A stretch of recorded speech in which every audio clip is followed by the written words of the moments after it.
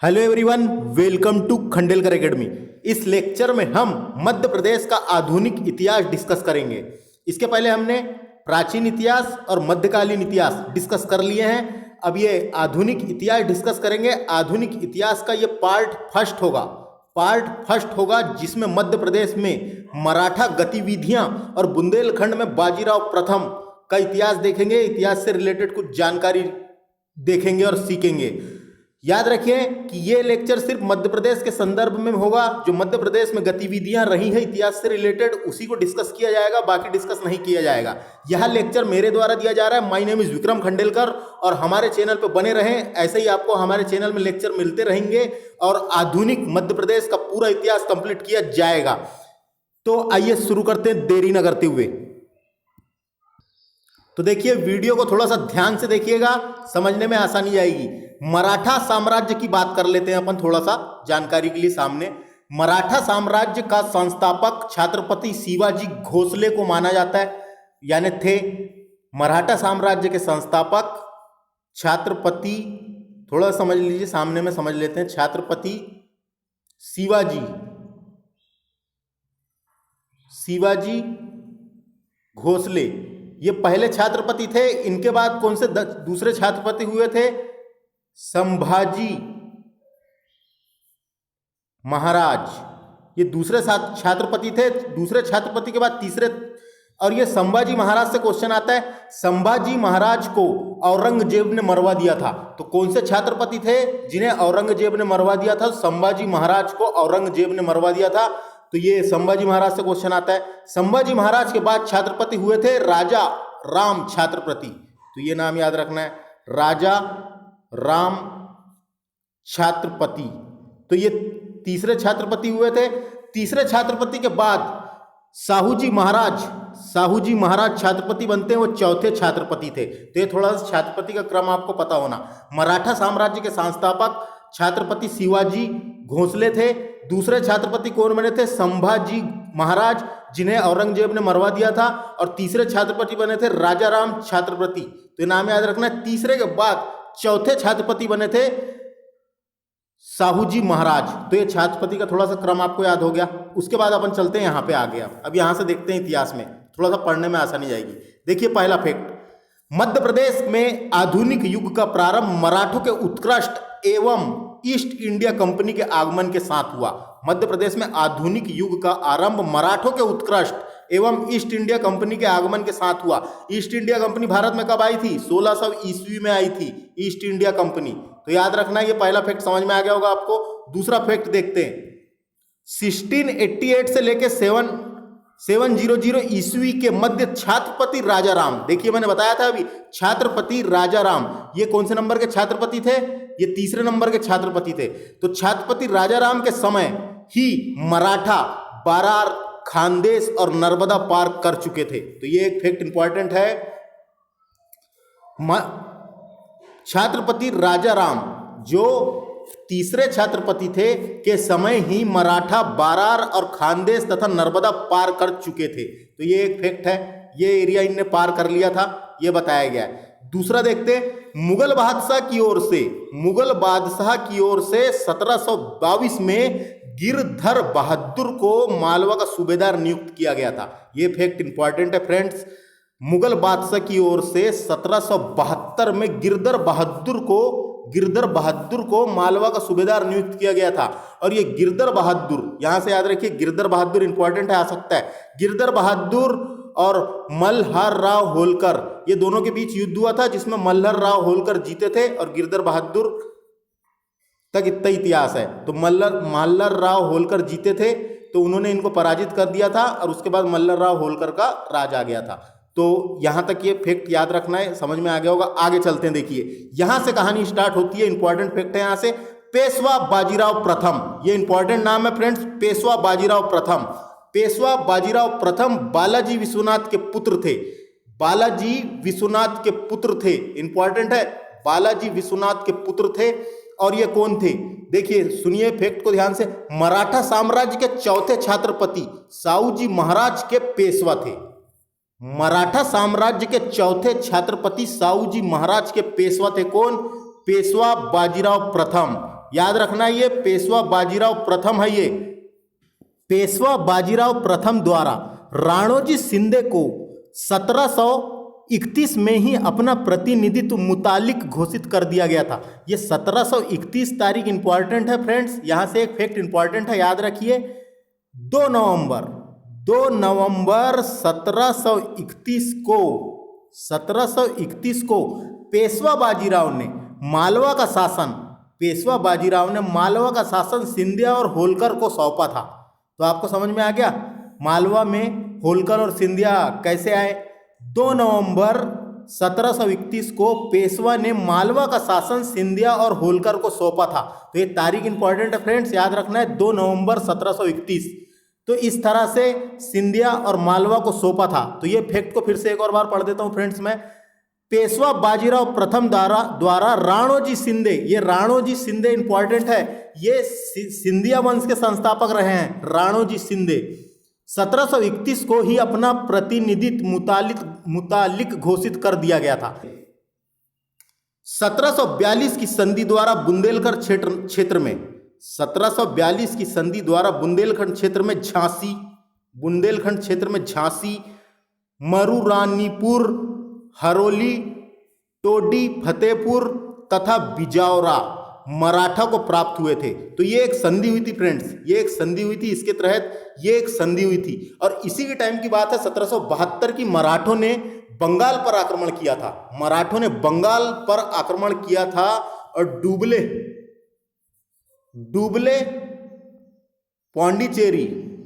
पौंडीचेरी के गवर्नर बने थे।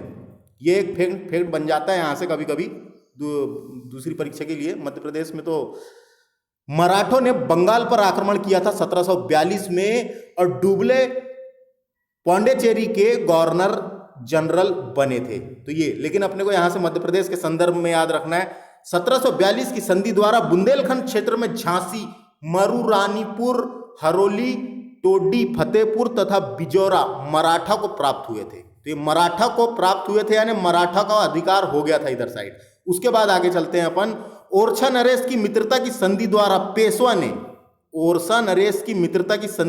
पेशवा ने झांसी को सुरक्षित रखने हेतु 22 अप्रैल 1746 को ओरछा का आधा भाग पृथ्वी सिंह को लौटा दिया था। तो एक संधि हुई थी, पृथ्वी सिंह राजा थे, ओरछा के राजा पृथ्वी सिंह के साथ एक संधि हुई 22 अप्रैल 1746 को। ओरछा का आधा भाग पृथ्वी सिंह को लौटा दिया था पेशवा ने। तो ये याद रखना ये। उसके बाद देखिए 13 दिसंबर 1772 नारायण राव पेशवा नियुक्त किया गया। ये नारायण राव पेशवा नियुक्त किया गया। ये नारायण राव पेशवा ये 90 पेशवा थे। ये याद रखना है, ये 90 पेशवा थे। याद नहीं रखना है, ये आपको हिस्ट्री के थ्रू बता रहा हूं। परीक्षा में तो मध्य प्रदेश का काम का ही क्वेश्चन उठ के निकलेगा, लेकिन ये अपन इतिहास पढ़ रहे हैं।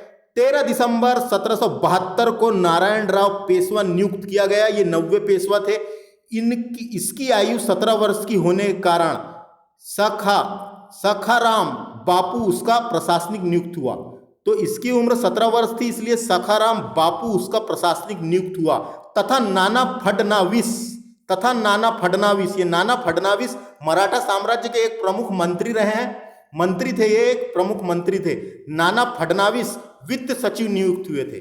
तो नाना फडणवीस वित्त सचिव नियुक्त हुए थे। तो ये फैक्ट भी आपको समझ में आ गया होगा। नारायण राव पेशवा बनते हैं। तो ये अपन यहाँ पे इकट्ठे पढ़ रहे हैं फ्रेंड्स, मध्य प्रदेश के संदर्भ में जो भी इंपॉर्टेंट है वो पढ़ रहे हैं, वो फैक्ट लिखे हैं। उसके बाद आगे चलते हैं अपन, नवंबर 1782 में एडरसन तथा महादजी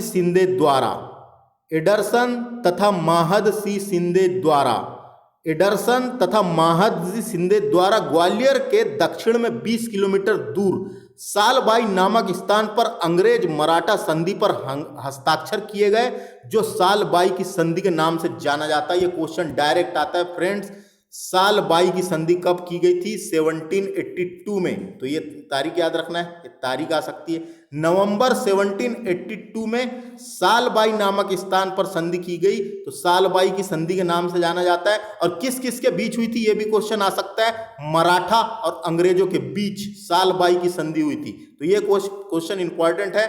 देखिए आधुनिक इतिहास से ही ज्यादा क्वेश्चन पूछे जाते हैं एमपीपीएससी इसमें उसमें, तो जो भी परीक्षा में आधुनिक इतिहास से तो अपने को अच्छे से पढ़ना है। नवंबर 1782 में एडरसन तथा महादजी शिंदे द्वारा, तो ये भी आ सकता है किस किस के बीच हुई थी, एडरसन और महादजी शिंदे द्वारा ग्वालियर के दक्षिण में 20 किलोमीटर दूर सालबाई नामक स्थान पर अंग्रेज मराठा संधि पर हस्ताक्षर किए गए, जो सालबाई की संधि के नाम से जाना जाता है। तो समझ में आ गया होगा अंग्रेज और मराठा के बीच हुआ, और किन दोनों के बीच हुआ, तो एडरसन और इसके बीच, और सन भी याद रख सकते हैं। आगे चलते हैं अपन, आगे चलते हैं और यहां से क्या इंपॉर्टेंट है देख लेते हैं। और ये जो संधि हुई थी फ्रेंड्स, ये जो सालबाई की संधि हुई थी, इसी के तहत प्रथम आंग्ला मराठा युद्ध समाप्त भी हुआ था। ये जो हुआ था, युद्ध हुआ था, एक अंगल मराठा युद्ध का मतलब होता था अंग्रेजों और मराठा का युद्ध हुआ था, तो इसी के तहत ये युद्ध भी समाप्त हुआ था। तो ये संधि का भी थोड़ा सा उसमें हस्तक्षेप था, तो ये याद रखना है। उसके बाद अगला फैक्ट देखते हैं। 15 दिसंबर 1796 को बाजीराव द्वितीय को पेशवा बनाया गया। ये देखिए अपन कहाँ से कहाँ आ गए, ये 1796 हो गया, और ये इधर कितना था जब ये अपन इधर बात कर रहे थे, ये 1731 था। तो ये कंफ्यूज नहीं होना है, अपन पूरे काम काम के फैक्ट पढ़ रहे हैं। मराठा गतिविधियां क्या रही है मध्य प्रदेश में, वो काम काम के फैक्ट पढ़ रहे हैं अपन, इसमें कंफ्यूज नहीं होना है। 15 दिसंबर 1796 को बाजीराव द्वितीय, ये बाजीराव द्वितीय है फ्रेंड्स, जब ये अपन ने प्रथम, ये इसको कंफ्यूज नहीं करना है। और ये बाजीराव द्वितीय तो थे, ये अंतिम पेशवा थे, अंतिम पेशवा रहे हैं, अंतिम पेशवा थे। जब आप इंडियन हिस्ट्री पढ़ोगे, आधुनिक भारत की जो हिस्ट्री पढ़ोगे, जब मराठा साम्राज्य को अच्छे से पढ़ोगे, जब समझ में आएगा। अभी अपन मध्य प्रदेश के संदर्भ में बात कर रहे हैं सिर्फ। तो 15 दिसंबर 1796 को बाजीराव द्वितीय को पेशवा बनाया गया तथा नाना फडणवीस उसका संरक्षक बना। तो ये एक फैक्ट है, और ये मैंने बताया अंतिम पेशवा थे, तो ये याद रखना है। उसके बाद अगला फैक्ट में चलते हैं अपन। अगला फैक्ट क्या बोलता है देख लेते हैं। 17 सितंबर 1803 को रघुजी घोसले के साथ देवगांव की संधि की गई। तो ये इंपॉर्टेंट फैक्ट है, इसके बारे में मैं आपको बताता हूं। तो देखिए क्या हुआ था, द्वितीय अंगल मराठा युद्ध, देखिए ये द्वितीय आंगला, बोल के बताता हूं। द्वितीय अंगला मराठा युद्ध हुआ, जिसमें रघुजी घोसले ने अंग्रेजों को चुनौती दी थी। उसके तहत देवगांव की संधि साइन की गई थी। समझ में आया? अंग्रेजों का और रघुजी घोसले के साथ युद्ध हुआ था, तो अंग्रेजों को चुनौती दी थी मराठा साम्राज्य ने, और उसी के साथ देवगढ़ की संधि साइन हुई थी, देवगांव की संधि साइन हुई थी। और द्वितीय अंगल मराठा युद्ध कब हुआ था, तो ये 1803 में हुआ था, 1803 में ही हुआ था। द्वितीय अंगला मराठा युद्ध का मतलब होता है अंग्रेज और मराठा का युद्ध। तो ये भी फैक्ट आपको समझ में आ गया होगा। तो ये फैक्ट को क्या याद रखना है, 17 सितंबर 1803 को रघुजी घोसले के साथ देवगांव की संधि हुई थी। देवगांव की संधि हुई थी, किसके साथ हुई थी, रघुजी घोसले के साथ देवगांव की संधि हुई थी। तो यहां से मराठा गतिविधि इतना ही थी, मराठा गतिविधि में इतना ही याद रखना है अपने को। जो मैंने बताया काम का वीडियो को ध्यान से देखिए और इतना याद रखिए मराठा गतिविधियां का। उसके बाद बात करते हैं अपन बुंदेलखंड में बाजीराव प्रथम की बात कर लेते हैं। इंपॉर्टेंट पेशवा रहे हैं ये बाजीराव प्रथम, तो इनसे क्वेश्चन आ जाते हैं। तो देख लेते हैं क्या क्या बुंदेलखंड में रोल कॉल रहा है इनका बाजीराव प्रथम का। देखिए, चंपत राय ने औरंगजेब की प्रतिक्रियावादी नीतियों के खिलाफ संघर्ष छेड़ दिया था। किसने? चंपत राय ने। और ये चंपत राय के पुत्र थे महाराजा छत्रसाल। तो देखते हैं आगे। चंपत राय के पुत्र महाराजा छत्रसाल ने संघर्ष को आगे बढ़ाया और उन्होंने विंध्य प्रदेश तथा उत्तरी मध्य भारत के कई क्षेत्रों में महाकौशल के सागर आदि जीत लिए थे। तो कई क्षेत्र जीते इन्होंने, मध्य भारत के कई क्षेत्रों में महाकौशल और सागर आदि जीत लिए थे। तो चंपत राय के पुत्र महाराजा छत्रसाल ने संघर्ष को आगे बढ़ाया था। औरंगजेब के साथ संघर्ष हो रहा था जब की बात है। उसके बाद देखिए 23 जनवरी 1729 को पेशवा बाजीराव प्रथम ने देवगढ़ पर आक्रमण कर शासक चांद सुल्तान को पराजित किया था। तो यह आ सकता है, यह आ सकता है क्वेश्चन। पेशवा बाजीराव प्रथम ने देवगढ़ पर आक्रमण कर शासक चांद सुल्तान को पराजित किया था। तो ये याद रखना है, चांद सुल्तान को पराजित किया था। तो ये क्वेश्चन इंपॉर्टेंट बन जाता है यहां से। 23 जनवरी 1729 को पेशवा बाजीराव प्रथम ने देवगढ़ पर आक्रमण कर शासक चांद सुल्तान को पराजित किया था। उसके बाद आगे चलते हैं अपन। इसके बाद छात्रसाल ने पन्ना के दरबार में बाजीराव का सम्मान किया था। इसके बाद छात्रसाल ने पन्ना के दरबार में बाजीराव का सम्मान किया था और पेशवा बाजीराव को अपना तृतीय पुत्र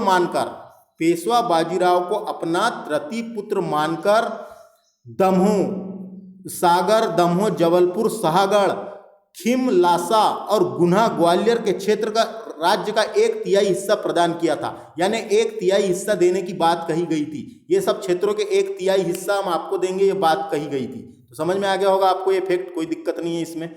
उसके बाद देखिए पेशवा ने सागर, दमोह में गोविंद खेर को अपना प्रतिनिधित्व नियुक्त किया। सागर और दमोह में गोविंद खेर को अपना प्रतिनिधित्व नियुक्त किया। 11 नवंबर 1732 को चिमरणजी ने बुंदेलखंड की ओर प्रस्थान किया तथा अप्रैल 73 तक वहां रुका।